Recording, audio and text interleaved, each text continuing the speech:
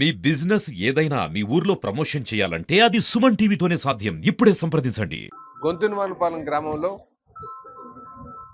పేదల సేవలో అనే కార్యక్రమంలో భాగంగా మొదటి తారీఖునే పెన్షన్ ఇవ్వాలి అని ఏదైతే తెలుగుదేశం పార్టీ జాతీయ అధ్యక్షులు ముఖ్యమంత్రి గారైన శ్రీ నారా చంద్రబాబు నాయుడు గారు ఆదేశాలు ఇచ్చారో, అలాగే మిత్రపక్షాలు ఇప్పుడు మన జనసేన బీజేపీ నాయకత్వం అంతా కూడా అందరూ కలిసికట్టుగా మరి ఈ కార్యక్రమంలో పాల్గొని పెన్షన్ని మొదటి తారీఖునే ఇంటికి వెళ్ళి ఇచ్చే విధంగా మరి గత సంవత్సరం పాటు మేము చేసుకొస్తున్నాం.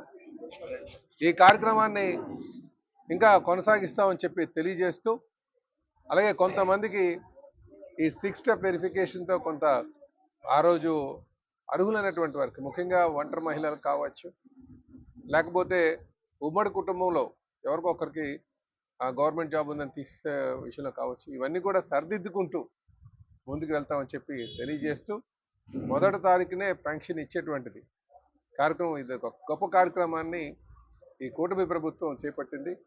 ఇది అట్మోస్ట్ సాటిస్ఫాక్షన్ ఉండేటట్టుగా, సంతృప్తికరంగా ఉండేటట్టుగా మేము చేసుకుని ముందుకు వెళ్తామని చెప్పి తెలియజేస్తూ, అర్హులందరికీ కూడా పెన్షన్ వచ్చేటట్టు చేస్తామని చెప్పి రాష్ట్ర వ్యాప్తంగా ప్రతి నెల 1వ తారీఖు జరిగే పండగ గత కూటమి ప్రభుత్వం వచ్చిన సంవత్సర కాలంలో ప్రతి నెల 1వ తారీఖు లేదా ఆదివారాలు వస్తే 31వ తారీఖే పండగ వాతావరణం గత కూటమి ప్రభుత్వం సంవత్సరం 11 నెలలు 13 నెలల నుంచి మనం చూస్తూ ఉన్నాం.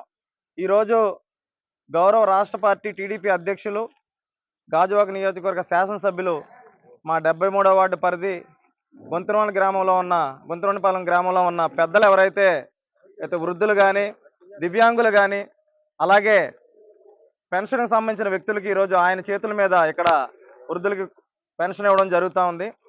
ఈ యొక్క కార్యక్రమానికి ముఖ్య అతిథిగా విచ్చేస్తున్న పల్లా శ్రీనివాసరావు గారికి ధన్యవాదాలు తెలియజేసుకుంటూ, ఈరోజు దాదాపు దేశంలో ఏ రాష్ట్రం ఇవ్వనంత పెన్షన్, 4,000 రూపాయల పెన్షను, 6,000 రూపాయలు వికలాంగ దివ్యాంగులకి, అలాగే 15,000 రూపాయలు దీర్ఘకాలిక వ్యాధిగ్రస్తులకు ఇస్తున్న ప్రభుత్వం ఏదైనా ఉందంటే ఇది కేవలం నారా చంద్రబాబు నాయుడు గారు, పవన్ కళ్యాణ్ ఆధ్వర్యంలో జరుగుతున్న తెలుగుదేశం కూటమి ఆధ్వర్యంలో జరుగుతున్న ప్రభుత్వం చేతుల్లోనే జరుగుతూ ఉంది. అలాగే ఇంతకుముందు గత ప్రభుత్వం కేవలం 62 లక్షల మందికే పెన్షన్ ఇవ్వడం జరిగితే, కూటమి ప్రభుత్వం అధికారంలోకి వచ్చిన తర్వాత 5 లక్షల పెన్షన్లు పెంచి దాదాపు 67,77,000 మందికి ఈరోజు ప్రతి నెల పెన్షన్ని రాష్ట్ర ప్రభుత్వం అందిస్తుంది.